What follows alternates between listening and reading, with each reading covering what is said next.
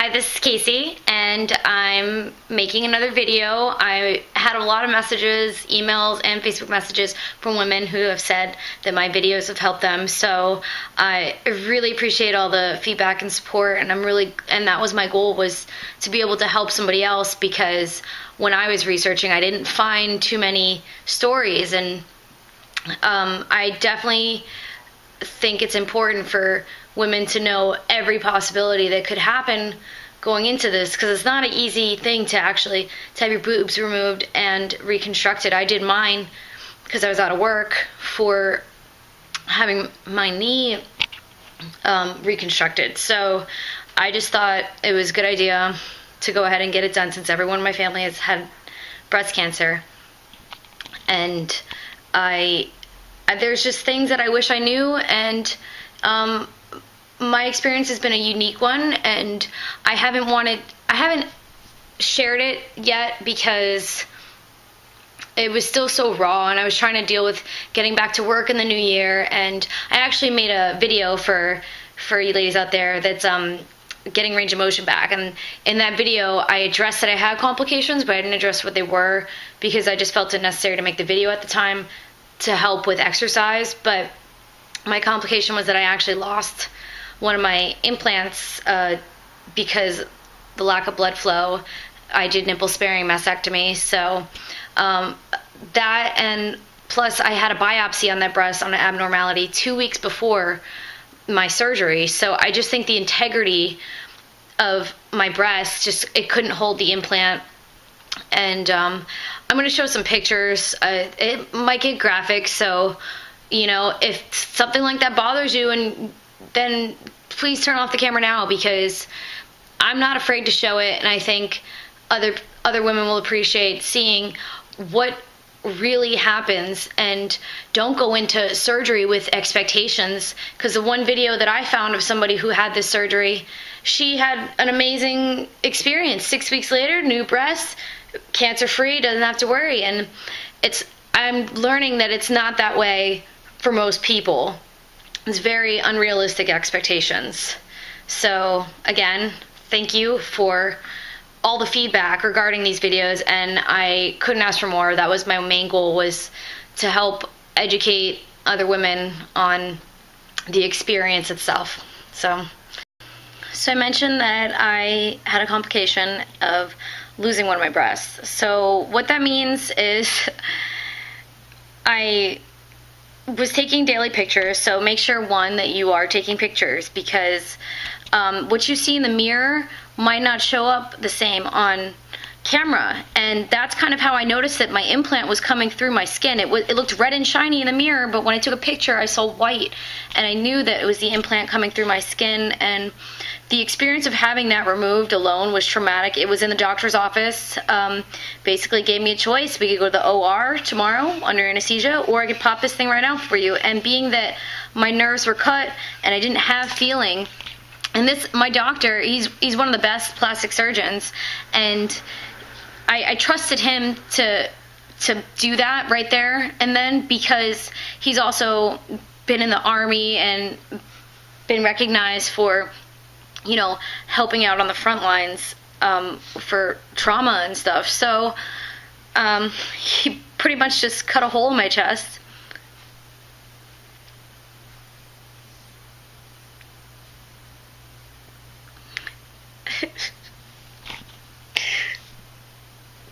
And took the implant out.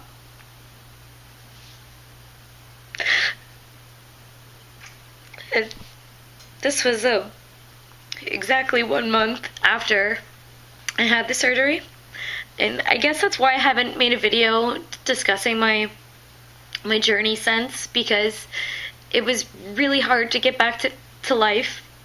And I finally feel that I'm in a good place where I don't care. It doesn't bother me. Yeah, I haven't really seen someone walking around with one boob before, but I know that I'm a strong person, and I've been able to deal with it. And I saw him last week, and I have 3 more months till I can start reconstruction with a spacer. And honestly, I think that if it was going to happen to anybody, that I'm probably one of the best people for it to happen to, because I'm not afraid to share this experience and hopefully help somebody else with it. So after the breast came out, there was a big hole in my chest, and I had to have a nurse come and change the wound every day because it had to be packed. Sorry. What that means is they take gauze and stuff it in you, and I couldn't even look. If I looked down, there was just a hole in my chest.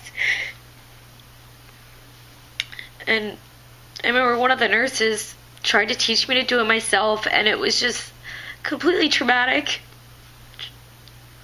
See that in the mirror?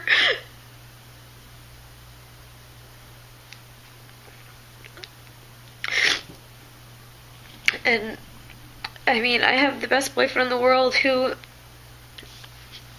he made me feel so comfortable, and he even helped me when I had to go on vacation for a wedding with him, and he dressed my wound. I couldn't do it myself. I couldn't look at it. It was incredibly surreal looking down and seeing a hole in your chest. And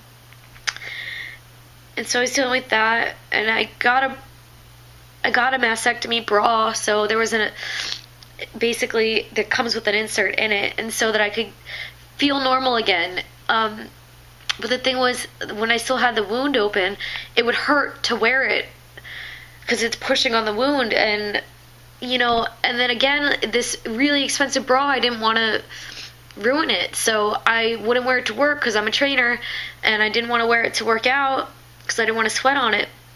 So I was trying to put on a brave face and just,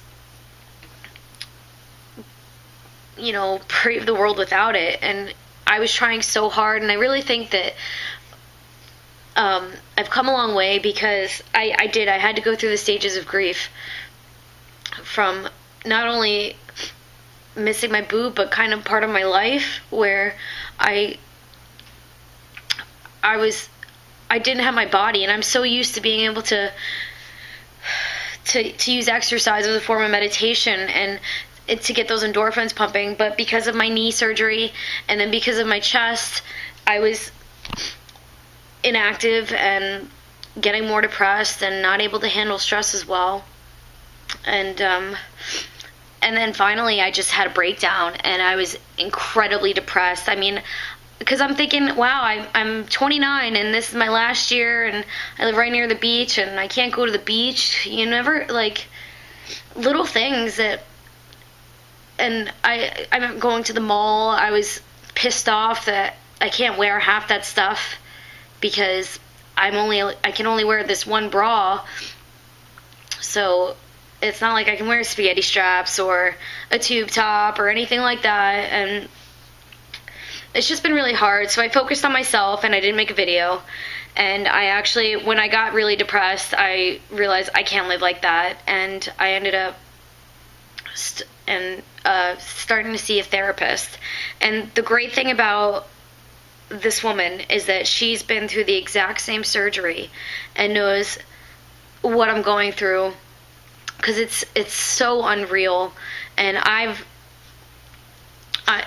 as courageous as people tell me I am and brave, it's a lot of it has been just putting up that front until I caught on. But I think, like anything, you had to go through the stages of grief of not having the normalcy of your life and not being able to do certain things and being so mad at your body. And I remember feeling like regret almost, like, why did I do this to myself? And that's when I realized I hit rock bottom, because I know why I did it. I did it because everyone in my family has had breast cancer, 11 women, and I have the same fate, and I didn't want to. I wanted to change my fate, and I don't regret it now. I just had to go through the stages of grief, and the last stage is acceptance. And I feel like I finally truly accepted everything about it. Like, it doesn't, like, I'm going to show you pictures where, I did a race, and I didn't care that it was pretty obvious that I didn't have a boob. And another big thing was an event I held that was on the beach that I was helping to organize. I was having a rough time finding something that would be comfortable to wear as a bathing suit, and was very lucky to find a certain top. I actually have it here. So it has like little ruffles that hide. But as you can see right there, this is what I live with. This is my reality, and it's such a unique experience that I want to make sure that anybody else who has expectations of what the surgery should be like is aware of what the potentials and the outcome of surgery will be like. Because as far as I know now, and the thing is also, this boob that made it through, it's actually slipped into my pocket, they say. So next time I go in and they start replacing this one, once I have that expanded, they're going to take this one and push and put permanent sutures here and here so that it's pushed up more like a boob. So it's been rough, especially thinking that, okay, so I'll never be able to be an athlete like I was, because I have to consider how it might affect the implant moving and stuff like that. But, you know, where there's a will, there's a way, and I am determined to not let this be the best of me. And for you ladies out there, I really hope that you realize that breasts aren't what make you a woman. There's so many more attributes that contribute to who you are, and it doesn't define you. I was letting it define me, and that's why I was so sad. And the fact is, having cancer would have been 10 times, 20 times worse. I've had messages from women who the radiation, they had cancer, and radiation is breaking their bones because it's so frail, and they're so sick from chemo, and that how I made the right decision, and they're proud of me. These strangers are proud of me because I made the right decision to not let that happen to me with breast cancer. And I don't regret my decision at all. Being one breast, whatever, one of the other reasons why I go out there and I pretend to be breast cancer avenger at races, and, you know, I'm not ashamed to talk about it, is because I want other women to know there is an option. You don't have to have the same fate as the women before you. And honestly, if I had to do it all over again, there are some things that I might have changed about it, but I still would have done it. One of the things that I might have changed, I might not have had nipple sparing, because you don't have feeling in them anyways, and really they're just aesthetic. They're just for looks. And that was part of the reason why my blood flow, like the doctor explained, had to come, it couldn't come down, it had to come from below, and it was just impaired because I kept my nipple. And so given the choice again, I think I might have just said, forget it, who needs nipples? I've seen some amazing breast tattoos, like beautiful. So I would consider that, or even they have 3D nipple tattoos. And then my doctor the other day, he actually brought me in the room with another woman who had the same procedure, but she just had nipple reconstruction, and they looked amazing. They look like nipples. So that's one thing I would change. Another thing that I might have changed is waiting a little longer. Because like I said, I had a biopsy about October 30th, and then so November 16th is when I had my surgery. And like I'm going to show you in the pictures, there was 3 holes in my boob already, so the integrity of that tissue was already compromised. You go in there, you create more trauma. I was very muscular in my chest, especially for a woman, and I'm convinced that attributes to it. My doctor says I could go ahead and start working out chest now, but I don't want another complication, so I'm working out everything but chest. And so I think given the option again, I would have waited a little longer until those marks were healed. Lastly, I think that I would not have gone straight to an implant. I think I was trying to skip a step by instead of going to expanders or spacers, I went straight to the implant. Like, oh, one surgery, I'm done. Well, the reality is there's never one surgery. Like I said, this one, even if he wasn't going back in for my right breast, the left one is completely moved over, so he's got to suture that, and then probably most likely it's going to happen to the right one again too. So I'm looking at 2 or 3 more surgeries most likely. And see, now that I know that, I'm aware, it's, I'm able to handle it. But because nobody recommended therapy for me beforehand, I definitely think that that's also an issue, that therapy and the anxiety of all of this and the what ifs, therapy is the one thing that every woman needs to invest in before they go into this surgery, so that they are realistic and talk about their fears. The closer I get to my reconstruction, of course I'm afraid that there's going to be another complication, but I'm not going to contribute to it, and I didn't before, but now I'm paranoid. And I think for me, walking and doing light band work is the only thing I'm going to do. I don't want to run with my expander. I don't want to do certain things because I cannot face any more complications. I'm hoping that by the time I'm 30, at the end of this year, my birthday's in December, by the time I'm 30, that I will be past all these surgeries, and hopefully next year get back to my life as an athlete and be able to compete.